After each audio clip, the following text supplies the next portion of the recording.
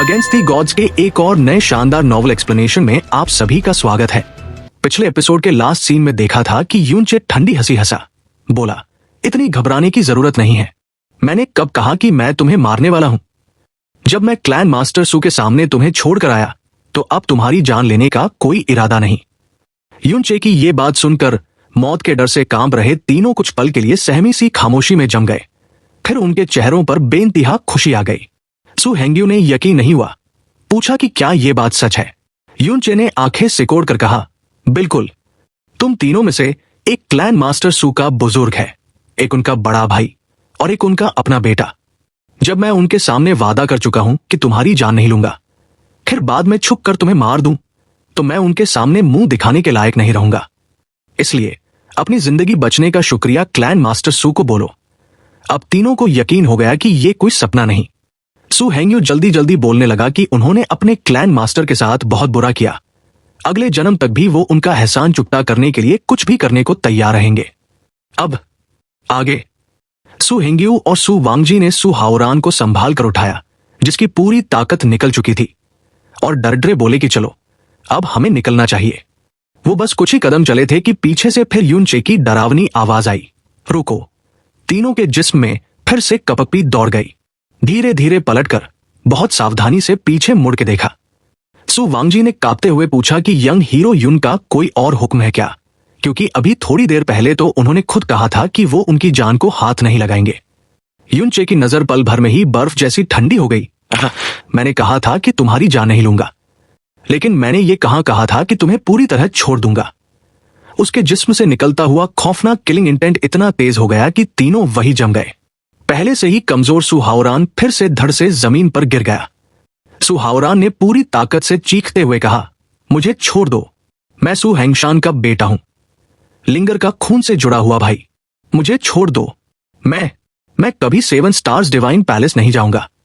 मैं किसी को नहीं बताऊंगा कि तुमने 7 स्टार्स डिवाइन पैलेस के लोगों को मारा। मैं एक लफ्ज भी नहीं कहूंगा।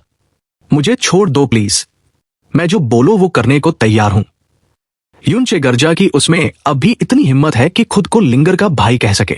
सू हाओरान की यह बात यूनचे को और ज्यादा भड़का गई। ग्रैंडविक क्लेन बर्बाद हो चुका था। सू हिंगान कुछ दिन से लगातार अजाब से गुजरकर मुश्किल से मौत के मुंह से वापस आया था।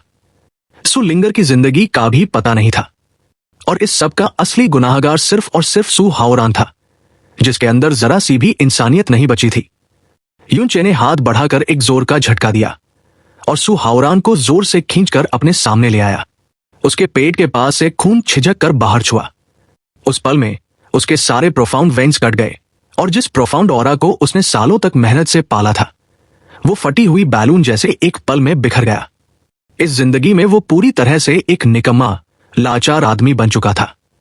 सू हाओरान ने नाउमीदी भरी चीखें मारी, पेट पकड़ के जमीन पर लोटपोट होने लगा। लेकिन सिर्फ उसकी प्रोफाउंड कल्टिवेशन बर्बाद कर देना यूनचे के गुस्से को शांत करने के लिए काफी नहीं था। यूनचे आगे बढ़ा और उसके दाएं हाथ पर पैर रख दिया। क्रैक! एक डरावनी आवाज के साथ सू हाओरान का दायां हाथ 2 टुकड़ों में टूट गया। जख्म से खून फाउंटेन की तरह उबलकर निकलने लगा। उसकी चीखें तुरंत कई गुना ज्यादा खौफनाक हो गई। उसका जिस्म झींगा जैसा सिकुड़कर जमीन पर लौटने लगा, लेकिन यूनचे के चेहरे पर जरा सी भी दया या पिघलना नहीं दिखा। उसने उंगलियां फैलाई और 2 बर्फ के तीले जैसे बाने सीधे जाकर सू हाओरान की आंखों में घुस गए। दोनों आंखें फूट गई, और हमेशा के लिए अंधेरे में धकेले गए सू हाओरान की चीख इतनी भयानक थी कि जैसे कोई भूत रो रहा हो। यूनचे ने उसके इस हाल को एक ठंडी नजर से देखा। यूनचे ने भूत जैसी आवाज में कहा, सू हाओरान, तुम इंसान कहने के भी लायक नहीं हो। तुम्हारे लिए आधा अधूरा इंसान या आधा अधूरा भूत बन जाना भी बहुत ही हल्की सजा है। यूनचे ने जमीन पर पड़ा एक पत्थर लात से उछाल दिया। पत्थर तीर की तरह उड़कर सू हाओरान की तरफ गया। उसके चेहरे के बाएं तरफ से घुसता हुआ दाएं तरफ से निकल गया, दोनों तरफ खूनी सुराव करते हुए, और साथ ही साथ उसकी जीभ को भी काट दिया। सू हाओरान की चीखें अब भूत से भी ज्यादा डरावनी, नाउमीदी भरी हो गई। उसके प्रोफाउंड वेन्स पूरी तरह से बर्बाद, दाया हाथ टूट चुका, नजर छीन ली गई, चेहरा बिगड़ गया, जीभ कटी हुई। अपने परिवार वालों और अपने क्लैन के लोगों की जान पर दाव लगाकर पूरे ग्रैंडविक क्लैन को कब्र में धकेलकर सेवन स्टार्स डिवाइन पैलेस के पैरों में गिरने का सपना देखने वाला सू हाओरान अब न सिर्फ पूरी तरह से लंगड़ालूला बन चुका था, बल्कि न देख सकता था, न बोल सकता था, न ही कभी भविष्य का कोई सपना देख सकता था। अब उसके हिस्से में बस जिंदगी भर के अंधेरे सपने और दर्द ही बचे थे। पीछे खड़े सू हेंग्यू और सू वांगजी के चेहरे बिल्कुल खाली हो गए, एक बूंद खून तक नहीं बची। जैसी यूनचे की नजर उन पर पड़ी, वो दोनों भी भूत की तरह चीखते हुए आधे लुढ़कते आधे रेंगते हुए भागने लगे। यूनचे ने हाथ उनकी भागती हुई दिशा की तरफ फैला दिए। हल्की सी आवाज के साथ सू हेंग्यू और सू वांगजी के प्रोफाउंड वेन्स एक साथ टूट गए। दोनों जमीन पर गिरकर फड़कने लगे। चेहरे पर सिर्फ खौफ और मायूसी थी। यूनचे ने पलटकर उन्हें दोबारा देखना भी जरूरी नहीं समझा। वो ऊपर आसमान में उठकर उड़ गया। यूनचे की आवाज बर्फ से भी ठंडी थी। तुम तीनों खुदा से दुआ करो कि लिंगर ठीक हो। अगर लिंगर को थोड़ा सा भी कुछ हो गया तो मैं तुम तीनों की बची हुई जिंदगी को ऐसे जहन्नुम में बदल दूंगा जहां से मौत भी तुम्हें बचाने ना आए।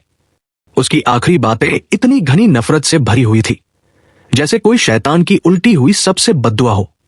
यूनचे तेज रफ्तार से साउथ की तरफ उड़ा और कुछ किलोमीटर उड़ने के बाद उसने तुरंत प्रिमोर्डियल प्रोफाउंड आर्क को बुलाया। दिमाग में मिथिकल अबोर्ड माउंटेन रेंज की जगह सोचते हुए उसने अपनी यादों के मुताबिक सीधा उसी सिंध की तरफ स्पेशल ट्रांसफर कर लिया। कुछ ही पल में 100-200 किलोमीटर का फासला पल भर में पार हो गया। जब यूनचे प्रिमोर्डियल प्रोफाउंड आर्क से बाहर आया, उसके सामने सिर्फ पहाड़ों का एक लगातार बेइंतहा बड़ा सिलसिला था। Mythical abode mountain range azure cloud continent के सुपवेक कंट्री और सदर्न स्काई कंट्री की सरहदों के बीच में था। नॉर्थ में सुपवेक, साउथ में सदर्न स्काई। ये अज्योर क्लाउड कॉन्टिनेंट का सबसे बड़ा माउंटेन रेंज नहीं था, लेकिन इसके पास अज्योर क्लाउड कॉन्टिनेंट की सबसे ऊंची चोटी थी। मिथिकल अबोर्ड माउंटेन रेंज की सरहद पर खड़े होकर अगर कोई एक नजर उठाता तो आसपास के टीले जैसी पहाड़ियों के बीच एक बड़ा तीर की तरह आसमान में घुसती हुई एक विशाल चोटी नजर आती, जो बादलों के ऊपर तक जाकर पूरे इलाके पर छा जाती। लेकिन अज्योर क्लाउड कॉन्टिनेंट के लोग जानते थे कि जो दूर से एक बड़ा सा पहाड़ लगता है, असल में वो दो अलग अलग पहाड़ हैं। ये दोनों मिथिकल अबोर्ड माउंटेन रेंज के बीच के बिल्कुल कोर में थे। दोनों करीब करीब चिपके हुए और लगभग बराबर ऊंचाई के। सबसे अजीब बात यह थी कि दोनों पहाड़ों के आमने सामने वाले ढाल इतने तेज थे कि बीच का हिस्सा लगभग सीधी लाइन जैसे ऊपर से नीचे खड़ा हुआ था, जैसे कोई बड़े तलवार ने उन्हें काट कर सीधा छोड़ा हो। ईस्ट या वेस्ट से देखो तो ऐसा लगता था जैसे एक ही बड़ा पहाड़ किसी आसमानी तलवार से सीधा बीच से काट दिया गया हो और अब दो अजीब से शेप वाले पहाड़ बच गए हों। इन दोनों अजीब पहाड़ों के बीच जो सीधा खड़ा हुआ क्लिफ बना था, उसे अज्योर क्लाउड कॉन्टिनेंट के लोग क्लाउड्स एंड क्लिफ कहते थे। ये पूरी अज्योर क्लाउड कॉन्टिनेंट की सबसे ज्यादा मना की गई जगह थी, और वही जगह थी जहां यूनचे की अज्योर क्लाउड कॉन्टिनेंट वाली जिंदगी खत्म हुई थी। ये वही जगह थी जिसकी तरफ देखने या पास जाने से भी जैस्मिन ने उसे कसम दिलाई थी कि कभी करीब नहीं जाना। लेकिन आज जब वो वापस यहां आया, यूनचे के पास पिछली बातें याद करने का भी वक्त नहीं था। उसने तुरंत सू हेंगशान का दिया हुआ सोल क्रिस्टल निकाला। उसने अपनी रफ्तार हद से ज्यादा बढ़ा दी और बिजली की तरह मिथिकल अबोर्ड माउंटेन रेंज के अंदर घुस गया, दिल में चीखता हुआ कि लिंगर प्लीज सेफ हो। मिथिकल अबोर्ड माउंटेन रेंज में अनेक प्रोफाउंड बीस्ट थे और बहुत सारे रिसोर्सेज भी। सुपवेक कंट्री के बहुत से प्रोफाउंड प्रैक्टिशनर्स यहां ट्रेनिंग या खजाने ढूंढने आते थे। लेकिन जैसे ही यूनचे ने ये इलाका पार किया, उसे लगा हवा में कुछ अजीब सा सन्नाटा है। बहुत ही ज्यादा खामोशी थी। यूनचे तेज रफ्तार से आगे बढ़ते हुए अपनी स्पिरिचुअल सेंस को पूरी हद तक खोलकर आसपास की सभी ऑरा को महसूस करने लगा। साथ ही हाथ में रखे सोल क्रिस्टल को लगातार देख रहा था। यह लिंगर का सोल क्रिस्टल था। जगह के करीब आते ही इसका नूर तेज हो जाना था। अचानक यूनचे की स्पिरिचुअल सेंस ने प्रोफाउंड प्रैक्टिशनर्स का एक झुंड महसूस किया। उनकी ऑरा एक दूसरे के करीब थी, जैसे एक ही क्लैन के लोग हों। सबसे ताकतवर बस स्काई प्रोफाउंड रियल्म तक, सबसे कमजोर स्पिरिट प्रोफाउंड रियल्म में, कुल मिलाकर 70-80 लोग। यूनचे ने रफ्तार कम नहीं की, बल्कि और तेज होकर उनकी तरफ उड़ा, फिर एक पहाड़ी रास्ते के पास रुक गया। यह mountain path mythical abode mountain range के मेन रास्तों में से एक था। वहीं पर एक जैसे प्रोफाउंड रोब्स पहने हुए लोगों का झुंड खड़ा था। सबके चेहरे पर टेंशन थी और वो बार बार आसपास चौंक कर देख रहे थे। उनकी जो फॉर्मेशन बनी हुई थी, उससे लग रहा था जैसे वो इस रास्ते को बंद करने आए हों। आगे खड़ा एक नौजवान प्रोफाउंड प्रैक्टिशनर जिसके कपड़े बाकी सबसे ज्यादा शानदार थे, उसने साथ खड़े तेज चेहरे सख्त मिजाज मिडिल एज आदमी से पूछा कि ये सुलिंगर आखिर है कौन? सुना है वो रिवरेस्ट रीजन के किसी सेक्ट की एक छोटी सी लड़की है, तो फिर 7 स्टार्स डिवाइन पैलेस उसका पीछा क्यों कर रही है? यूनचे जो उनके पास जाकर कुछ पूछने जा रहा था, एकदम से रुक गया।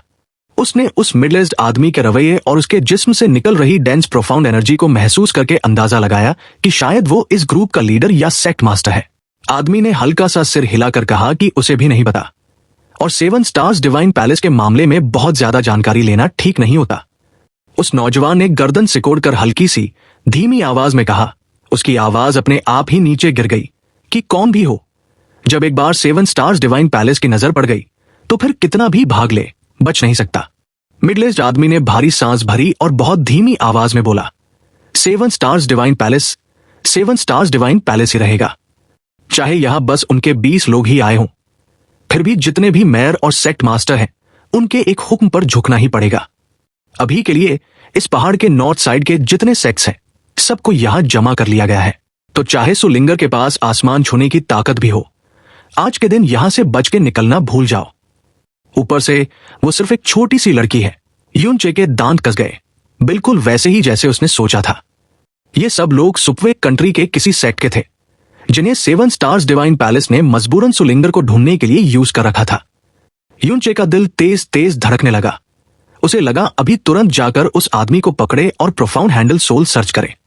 इसी वक्त मिडिल एज्ड आदमी ने अचानक अपना साउंड ट्रांसमिशन जेड उठाया, जिसमें से तेज प्रोफाउंड एनर्जी के रिपल्स निकल रहे थे।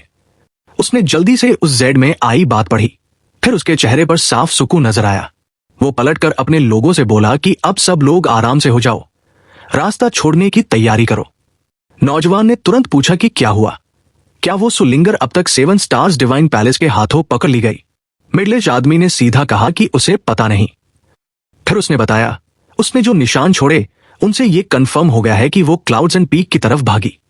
पहले तो वो यहाँ की कॉम्प्लिकेटेड टेरेन और प्रोफाउंड बीस्ट की ऑरास का फायदा उठाकर छुप सकती थी, लेकिन एक बार क्लाउड्स एंड पीक पर चढ़ गई तो फिर उसके पास बिल्कुल रास्ता नहीं बचेगा। कुछ देर पहले 7 स्टार्स डिवाइन पैलेस ने कंफर्म किया कि सुलिंगर क्लाउड्स एंड पीक की तरफ भागी है। तब उनके 12 सीनियर्स खुद क्लाउड्स एंड पीक चढ़ने निकल गए। इसलिए हम ये मान सकते हैं कि अब तक इस काम का अंजाम निकल चुका होगा। उसने आगे कहा, 7 स्टार्स डिवाइन पैलेस क्यों इस लड़की को पकड़ना चाहता है और पकड़ने के बाद क्या करेगा, ये सब हमारे जैसे लोगों के बस के बाहर की बात है। सब लोग तैयारी करो निकलने की। ज्यादा सवाल मत पूछो, अगर ज्यादा जीना है तो कम जानना ही बेहतर है। बैंड बिजली जैसी एनर्जी ब्लास्ट की आवाज आई, जैसे अचानक गरज उठा हो। यूनचे बिजली की तरह मिथिकल अबोर्ड माउंटेन रेंज के अंदर दौड़ पड़ा। उसके आसपास की हवा ऐसे हिल गई कि वहां खड़े सारे प्रोफाउंड प्रैक्टिशनर्स पल भर में उड़ गए। वो सब घबराहट में चीखने लगे, सोचने लगे कोई बहुत बड़ा प्रोफाउंड बीस्ट उन पर हमला करने आया है। यूनचे ने अपनी पूरी प्रोफाउंड स्ट्रेंथ जगा दी, एक्सट्रीम मिराज लाइटनिंग को भी हद से ज्यादा चला दिया। उसकी रफ्तार ऐसी थी कि कोई मोनार्क भी देखकर हैरान रह जाता। नहीं, यह भी काफी नहीं था। यह तरीका अभी भी बहुत स्लो था। अपनी यादों के मुताबिक मिथिकल अबोर्ड माउंटेन रेंज में उसकी अभी से क्लाउड एंड पीक तक लगभग 200 किलोमीटर की दूरी थी। अपनी अब की स्पीड में वो ये फासला काफी जल्दी पार कर सकता था, लेकिन अब उसके पास आधी सांस भी जाया करने की गुंजाइश नहीं थी। दौड़ते दौड़ते ही उसने जल्दी से प्रिमोर्डियल प्रोफाउंड आर्क को बुलाया। एक ही पल में स्पेस के 200 किलोमीटर का फासला छोड़कर सीधा क्लाउड्स एंड पीक के पैरों में आ गया। उसने सर उठाकर देखा, एक विशाल पहाड़ आसमान को चीरता हुआ ऊपर तक जा रहा था। बादलों के अंदर घुसने के बाद उसका शिखर आंखों से ओझल हो गया। जिस पल यूनचे वहां आया, उसने कोई रास्ता ढूंढने की कोशिश भी नहीं की। सीधा पहाड़ की दीवार पर चढ़ने लगा, जिसमें बेइंतहा हिंसा से भरी प्रोफाउंड एनर्जी उमड़ रही थी। यूनचे जोर से चीखा, लिंगर, लिंगर, कहां हो तुम? मैं हूं। यूनचे, लिंगर, कहां हो तुम? उसके ये चीखने, जिनमें प्रोफाउंड एनर्जी लगी हुई थी, आसपास की पूरी जगह हिला गए। क्लाउड्स एंड पीक में रहने वाले अनेक प्रोफाउंड बीस्ट घबराकर चारों तरफ भाग गए। क्लाउड्स एंड क्लिफ का जिस्म इतना बड़ा था कि यूनचे की स्पिरिचुअल सेंस भी उसे पूरा कवर नहीं कर पा रही थी। ऊपर से यहां के प्रोफाउंड बीस्ट की ऑराज भी उसके सेंस में दखल दे रही थी। ये सब मिलकर ये बात साफ कर रहे थे कि चाहे उसने कंफर्म कर लिया हो कि लिंगर क्लाउड्स एंड पीक पर है, फिर भी उसे जल्दी ढूंढना बहुत मुश्किल है। अगर 7 स्टार्स डिवाइन पैलेस के लोग उसे उससे पहले ढूंढ लेते तो सोचना भी मुश्किल था कि क्या होगा। दिमाग तेज चलाते हुए उसने फिर से प्रिमोर्डियल प्रोफाउंड आर्क को बुलाया। माउंटेन पीक की लोकेशन का अंदाजा लगाकर उसने दोबारा फोर्सफुली स्पेशल जंप किया। ऊपर से देखना हमेशा टारगेट ढूंढने में आसान होता है। स्पेस जंप खत्म होते ही यूनचे सीधा क्लाउड्स एंड पीक के शिखर पर आ खड़ा हुआ। नीचे झांक कर उसने देखा तो सामने बादलों में लुटा हुआ एक सीधा खड़ा क्लिफ था। उसके नीचे एक बेइंतहा अंधेरा सा खाई थी, जो जैसे किसी शैतान का मुंह हो, सारी लाइट निकल रहा हो और दिल काम देने वाली हवा वहां से उठ रही थी। क्लाउड्स एंड पीक का शिखर, क्लाउड्स एंड क्लिफ, चाहे किस्मत उसे प्रोफाउंड स्काई कॉन्टिनेंट में वापस ले आई हो, ये जगह अज्योर क्लाउड कॉन्टिनेंट में, जहां उसका वहां वाला सफर खत्म हुआ था, एक ऐसी जगह थी जिसे वो कभी नहीं भूल सकता था। कुछ महीने पहले ही उसने जैस्मिन से वादा किया था कि कभी क्लाउड्स एंड क्लिफ के करीब भी नहीं जाएगा। कौन सोच सकता था कि अज्योर क्लाउड कॉन्टिनेंट में वापस आते ही उसे फिर से इसी क्लिफ के सामने खड़ा होना पड़ेगा। लेकिन अब उसके पास उदासी में खो जाने का वक्त नहीं था। उसकी नजर सीधा क्लाउड्स एंड क्लिफ को छोड़ती हुई नीचे की तरफ भागी। फिर वो तेज रफ्तार से नीचे उतरना शुरू हो गया। जैसे ही वो फिर से लिंगर का नाम लेकर चीखने जा रहा था, उसने देखा कि क्लाउड्स एंड क्लिफ के किनारे के पास 10 से ज्यादा इंसानों के चेहरे जमा थे। यूनचे की आंखें तुरंत तीखी हो गई। नीचे जूम करता हुआ उसने देखा कि वहां 12 लोग खड़े थे। सबके जिस्म से निकली ऑरा काफी ज्यादा मजबूत थी। 6 थ्रोन्स, 5 ओवरलॉर्ड्स और एक हैरान कर देने वाला मोनार्क। उस मोनार्क की ऑरा से यूनचे ने अंदाजा लगाया ये लेवल 3 मोनार्क था। ये सभी 12 लोग एक जैसे कपड़े पहने हुए थे। 11 के कपड़े ब्लैक थे। उनके सीने पर हरा 7 स्टार मार्क बना था। लेकिन जो बुजुर्ग आदमी मोनार्क की ऑरा छोड़े रहा था, उसके कपड़े सिल्वर थे। उसके सीने पर भी वही 7 स्टार मार्क था, लेकिन उसका रंग बाकी सबके डल ग्रीन की जगह तेज चमकती ब्राइट ब्लू लाइट में जगमगा रहा था। यूनचे का दिल एक झटके से सिकुड़ गया। उस सेट ने, जो पहले माउंटेन पाथ गार्ड कर रहा था, बताया था कि 7 स्टार्स डिवाइन पैलेस के लोगों ने कंफर्म कर लिया है कि लिंगर क्लाउड्स एंड पीक चढ़ गई। फिर उन्होंने 12 लोगों का ग्रुप ऊपर भेजा। यही वो 12 लोग होंगे। ये वही 12 शख्सियत थे। 7 स्टार्स डिवाइन पैलेस के लोग, एक भी कम नहीं। ये लोग पहले ही शिखर तक पहुंच चुके थे। रुको, फिर लिंगर कहाँ है? 6 साल पहले जब उसे मजबूरन क्लाउड्स एंड पीक में धकेला गया था, तब उसे पता चला था कि इस पीक का सिर्फ एक साइड पहाड़ है, दूसरी साइड सीधा क्लाउड्स एंड क्लिफ। जो भी क्लाउड्स एंड पीक में घुसा, अगर वो घेरे गए लोगों को तोड़कर निकल नहीं पाया, तो उसका रास्ता सीधा उस डेड एंड तक ही जाता है, जहां आगे सिर्फ क्लाउड्स एंड क्लिफ का अंत ही है। दूसरी तरफ कोई पहाड़ नहीं होता जहां से भाग सके। और लिंगर की प्रोफाउंड स्ट्रेंथ देखकर तो यह सोचना भी बेकार था कि वो इन 12 लोगों को तोड़कर निकल गई होगी। ऊपर से जब ये लोग उसे इतनी दूर तक चेस करके यहां तक ले आए, फिर भी उसे नजर नहीं आ रही थी। तो फिर लिंगर, यूनचे का दिल गहराई तक डूब गया। अब वो और कुछ नहीं सोच सका, सीधा नीचे की तरफ झटके से उड़ा। जैसे ही वो नीचे उतर रहा था, 7 स्टार्स डिवाइन पैलेस के लोगों ने उसकी ऑरा महसूस कर ली। चीफ बुजुर्ग ने सख्ती से चीख कर पूछा कि कौन आया है। यूनचे जोर से नीचे गिरा, उनके बिल्कुल सामने। उसकी नजर अंधेरी, खौफनाक थी। उसके जिस्म के हर पोर से एक बीस्ट जैसी हिंसा और दहशत भरपूर ऑरा निकल रहा था। यूनचे पागलों की तरह गुस्से में गरजा, लिंगर कहाँ है? लिंगर कहाँ है? उसे कहाँ छुपा रखा है? एक डिवाइन पैलेस डिसाइपल ने नाक से हवा निकालते हुए नफरत भरी नजर से कहा कि जैसे कोई मुंह उठा के आया हुआ छोकरा उनके 7 स्टार्स डिवाइन पैलेस पर चिल्लाएगा। क्या उसने जीना छोड़ दिया है? उनका लीड करने वाला बुजुर्ग आदमी तुरंत हाथ उठाकर सबको रोका, क्योंकि उसे यूनचे की बॉडी से निकलता खतरनाक ऑरा साफ महसूस हो गया था। वो धीरे से आगे बढ़ा। उसने सख्त बेपरवाह आवाज में पूछा, तू कौन है? तू लिंगर को ढूंढ रहा है? क्या तू इस एक लड़की के लिए हमारे 7 स्टार्स डिवाइन पैलेस से टकराने आया है? उसका जुमला पूरा भी नहीं हुआ था कि उसके सामने खड़ा इंसान एक पल के लिए धुंधला सा हो गया। बुजुर्ग आदमी कुछ समझता उससे पहले ही एक बेमिसाल दहशतनाक ऑरा ने उसे पूरा घेरा लिया। लोहे से बनी हाथों जैसे एक हाथ ने उसका गला कसकर पकड़ लिया और उसे जमीन से उठा लिया। डिवाइन पैलेस का वो बुजुर्ग खरकती हुई आवाज निकालता हुआ आंखें फाड़कर यूनचे को देख रहा था, पूरी तरह शौक और डर में डूबा हुआ। वो 7 स्टार्स डिवाइन पैलेस का एक इज्जतदार एल्डर था, लेवल 3 मोनार्क, जो पूरी अज्योर क्लाउड कॉन्टिनेंट पर अपनी शान से घूम सकता था। लेकिन अब उसे एक पल के अंदर बच्चे की तरह गला पकड़कर हवा में लटका दिया गया था। डर के मारे उसने अपनी प्रोफाउंड स्ट्रेंथ जगाने की कोशिश की, लेकिन उसे महसूस हुआ कि सामने वाले की ताकत इतनी ऊपर है कि उसकी पावर बिल्कुल ही दबा दी गई है। उसका जिस्म लगभग हिल भी नहीं पा रहा था। एक डिवाइन पैलेस एल्डर होते हुए भी उसे बस एक मरे हुए कुत्ते की तरह हवा में लटका रहना पड़ा। बाकी सब डिवाइन पैलेस डिसाइपल्स एक साथ चीख उठे, एल्डर डुओशिंग कहते हुए वो भी हिला उठे। फिर सब मिलकर आगे की तरफ भागे। यूनचे का हाथ, जो डिवाइन पैलेस एल्डर का गला पकड़े हुए था, थोड़ा कांप रहा था। वो उस पर गरजा, बताओ सु लिंगर कहां है, बोल। उसके हाथ में कंट्रोल छूट गया। उंगलियां उस बुजुर्ग के गले के गोश्त में गहरा तक घुस गईं। उसका हर लफ्ज गरजती हुई बिजली की तरह फूट रहा था। जो डिसाइपल्स आगे बढ़ रहे थे सिर्फ उसकी चीख की आवाज के धक्के से ही पीछे उड़ गए, जैसे किसी ने हाथों से पटक दिया हो। जमीन पर गिरते ही 6 थ्रोन्स के अंदर के ऑर्गन्स तक हिल गए। वो खून उगलते हुए लंबे समय तक खड़े होने लायक भी नहीं बचे। डिवाइन पैलेस एल्डर की फटकार से उभरी हुई आंखें फटकर फूटने को आ गईं।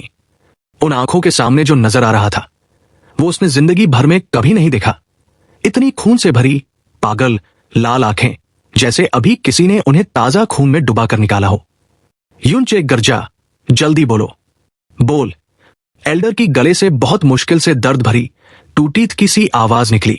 वो अभी क्लाउड्स एंड क्लिफ से कूद गई, जैसे हजारों गहरी प्रोफाउंड बिजली एक साथ उसके दिमाग में फट पड़ी हो। यूनचे की आंखें, जो अभी तक खून से लाल थी, एक पल में ही राख जैसी बेजान हो गई। शक्ल और होठों का रंग एक पल में ही उड़ गया।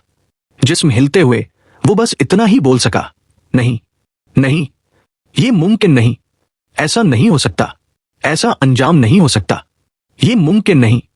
अचानक उसने दोनों हाथों से एल्डर का गला कस लिया और पागलों की तरह चीखने लगा। यूनचे चीखा, तुम झूठ बोल रहे हो, तुम जरूर झूठ बोल रहे हो। बताओ सु लिंगर कहां है? तुमने उसे कहीं छुपा रखा होगा। कहां है वो? कहां छुपाया है मेरी लिंगर को? एल्डर के गले की हड्डी खटखट के टूट गई। पूरा जिस्म फड़क उठा। गले से सिर्फ एक सूखी भरभरी कराह निकल पाई। उसकी स्किन धीरे धीरे कॉप्स जैसी सफेद पड़ने लगी।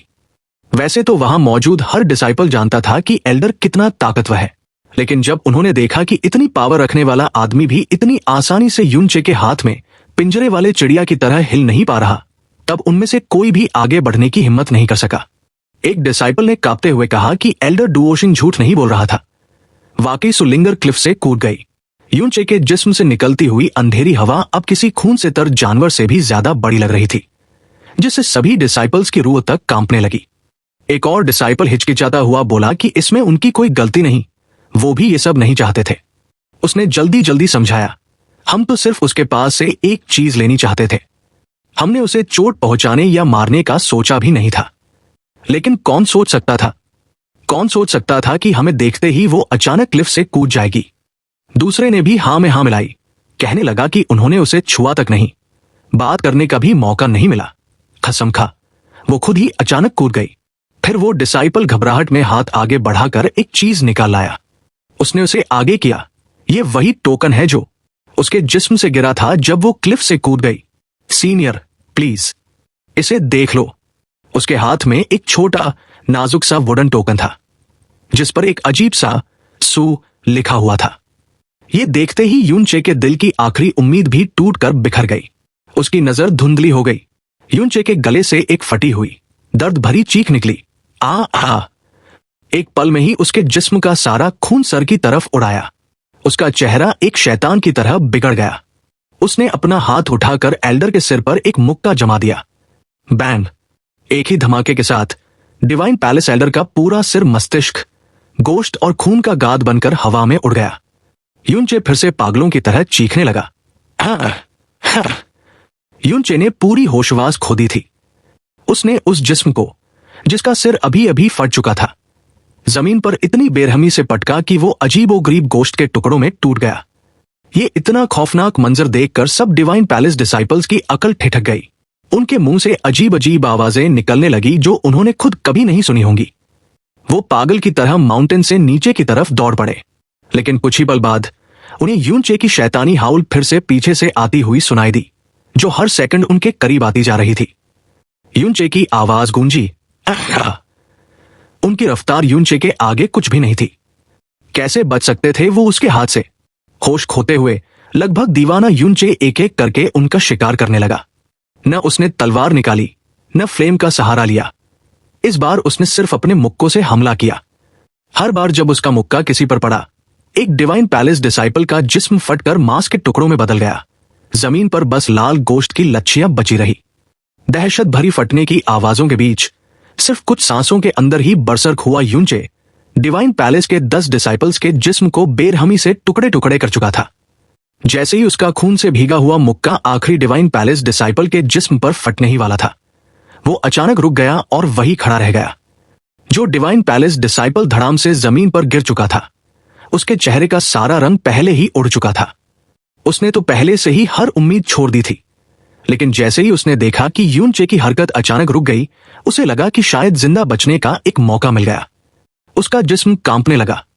वो पीछे की तरफ रेंगता हुआ भागने लगा, जान बचाने की भीख मांगते हुए चिल्लाने लगा कि उसे मत मारो। वो एक दर्द भरी चीख मारता है जब उसका पूरा जिस्म जोर से खींचकर युनचे की तरफ चला आता है। युनचे का हाथ उसका सर पकड़ लेता है, उसका बायां बाजू चमक उठता है। प्रोफाउंड हैंडल बाहर निकलकर सीधा उसकी सोल के अंदर घुस जाता है। डिवाइन पैलेस डिसाइपल की आंखें तुरंत धुंधली हो गई। पिछले 1 घंटे की उसकी सारी यादें तेज धार के पानी की तरह युनचे के दिमाग में भरने लगी। उन यादों के बीच युनचे ने बिल्कुल साफ देखा जब सुलिंगर क्लाउड्स एंड क्लिफ से कूद गई थी। युनचे का चेहरा टेढ़ा मेढ़ा हो गया और वो गुस्से से गरज उठा। उसके दांत कस गए। उसने अपने हाथ में पकड़े डिवाइन पैलेस डिसाइपल को पूरी ताकत से दूर फेंक दिया। वो जमीन पर लगने से पहले ही उसका पूरा जिस्म टुकड़े टुकड़े होकर बिखर चुका था। तेज लाल खून पहाड़ की पत्थर की दीवार पर छिझक गया। 7 स्टार्स डिवाइन पैलेस के 12 लोग पल भर में ही खूनी टूटे हुए लाशों में बदलकर जमीन पर बिखर गए। लेकिन इस सब से भी युनचे के दिल का गुस्सा और दर्द जरा सा भी कम नहीं हुआ। उसने आंखें बंद कर ली और पागल हो चुके जानवर की तरह गरज कर चीखने लगा। बैंग! वो भारी धड़ के साथ घुटनों के बल गिर गया। उसका खून से भीगा हुआ मुक्का जमीन पर जोर से पटका। बूम! एक भयानक धमाके ने मिथिकल अबोर्ड माउंटेन रेंज का ज्यादा हिस्सा हिला दिया। क्लाउड्स एंड पीक से अनेक बड़े बड़े पत्थर टूट टूट कर नीचे बरसने लगे। युनचे का बाजू खून से बह रहा था, लेकिन उसे जिस्म का जरा सा भी दर्द महसूस नहीं हो रहा था। वो घुटनों पर बैठा था, दोनों हाथ जमीन को जोरों से खुरोच रहे थे। गले से भारी तेज सांसें निकल रही थी। पूरा जिस्म इतनी तेज कांप रहा था कि काबू में ही नहीं आ रहा था। क्यों? ये सब ऐसा क्यों हो गया? युनचे को लग रहा था जैसे उसकी सोल को हजारों तीर एक साथ छेद रहे हो। लिंगर को खोना उसकी पूरी जिंदगी का सबसे बड़ा दर्द और सबसे गहरा पछतावा था। जब किस्मत ने उसे दोबारा लिंगर से मिलने का मौका दिया, तो वो हमेशा मानता रहा कि ये आसमान का सबसे बड़ा एहसान है जो उस पर कभी हुआ। जब उसे पता चला कि वो खुद किस्मत से मौत के लिए लिखा हुआ है, तो उसकी जिंदगी की आखिरी और सबसे बड़ी इच्छा सिर्फ इतनी बच गई थी कि वो एक बार फिर से लिंगर को देख ले, इवन अगर दूर से ही देख पाए। उसने प्रिमोर्डियल प्रोफाउंड आर्क का यूज किया। अपना एकलौता मौका लगाकर अज्योर क्लाउड कॉन्टिनेंट आया। 6 साल पहले यहां जो कुछ हुआ था वो सपना नहीं था। ये कंफर्म करने के बाद वो इतना खुश था कि उसका दिल उछल पड़ा। लेकिन सुलिंगर को देखे बिना ही उसके कानों में इतनी खौफनाक खबर आ गई। ऐसी एंडिंग अपनी पिछली जिंदगी में उसने बदले की आग में अपनी आंखें और सोल दोनों जला डाले थे। सुलिंगर ने उसके लिए अपना सब कुछ उतार दिया, जिंदगी भर के आंसू रोए, लेकिन युनचे ने उससे एक ढंग का वादा तक नहीं किया। इस जिंदगी में जब वो फिर से उससे मिला, उस ड्रीम एस्केप के अंदर, तब उसने उससे इतने सारे वादे किए, लेकिन उन वादों को सच करने से पहले ही उन्हीं वादों ने उसे 6 साल तक बेकार इंतजार करवाया और फिर वो उसे दोबारा खो बैठा। युनचे की आवाज इतनी दर्द भर गई कि बोलते वक्त ही टूटने लगी। लिंग! उसने आखिर कौन सा गुनाह किया था? आसमान को उसके साथ ऐसा बर्ताव क्यों करना पड़ा? सोल के फटने वाले दर्द ने युनचे को अपने ही जिस्म, अपनी हिस्सोहोश या अपनी 5 इंद्रियों का एहसास तक खत्म कर दिया था। बर्फ जैसी ठंडी आंसुओं के कतरे उसके हाथों के पास जमीन पर टपकने लगे। पूरा जिस्म कांपते हुए वो धीमे से बोला, नहीं, ये मेरी गलती है, सब मेरी ही गलती है। मैंने इतना टाइम क्यों बर्बाद कर दिया सुहावरान और उन कमीने लोगों से निपटने में? अगर मैं थोड़ा सा भी पहले आ जाता, ये सब नहीं होता। लिंगर बिल्कुल ठीक होती। वो फटकर चिल्लाया, सब मेरी ही गलती है। युनचे की हाउल पहाड़ों में गूंज उठी। उसकी आंखों की पुतलियां लाल हो गई। उसने अपना बायां बाजू उठाया और पूरी ताकत से अपने ही सीने पर पटक दिया। उसके जोर के नीचे उसका सीना अंदर की तरफ धंस गया और उसके मुंह से लाल खून का एक लंबा तीर की तरह छिड़क कर बाहर निकला। लेकिन जिस्म का यह दर्द उसके दिल के दर्द का 10,000वां हिस्सा भी नहीं था। उसके इस वार से उसके सीने के पास कपड़ों के अंदर छुपा हुआ एक छोटा सा सुंदर सा प्रेशर स्टोन उछलकर ऊपर घूम गया। आगे की माउंटेन स्टोन से टकराकर एक साफ तीखी सी आवाज के साथ वापस उछलकर उसकी तरफ आया। वो धीमे से पर्पल नूर छोड़ रहा था। उसी कमजोर सी पर्पल लाइट को आंखों के सामने चमकता देखकर यूनचे का बाजू जो दोबारा अपने सीने पर पटकने जा रहा था वही जम गया। अगले ही पल वो बिजली की तरह आगे लपट पड़ा और उसे हाथ में पकड़ लिया। वो छोटा सा रोम्बस शेप प्रेशर स्टोन अब एक गर्म पर्पल लाइट छोड़ रहा था। ये कोई सिंपल प्रोफाउंड जेड नहीं था। ये वही सोल क्रिस्टल था जो सु हेंगशान ने उसे दिया था। सु लिंगर का सोल क्रिस्टल अपने मालिक की सोल से बंधा होता है। जैसे ही मालिक की सोल मिट्टी में मिल जाती है, सोल क्रिस्टल भी तुरंत टूट जाता है। जो थोड़े बड़े सेक्ट होते हैं उनके इंपॉर्टेंट मेंबर्स अपना सोल क्रिस्टल सेक्ट में छोड़कर जाते हैं, ताकि अगर बाहर किसी दिन उनकी मौत हो जाए तो सेक्ट को सबसे पहले पता चल जाए। लेकिन अभी उसके हाथ में जो सु लिंगर का सोल क्रिस्टल था वो टूटा नहीं था।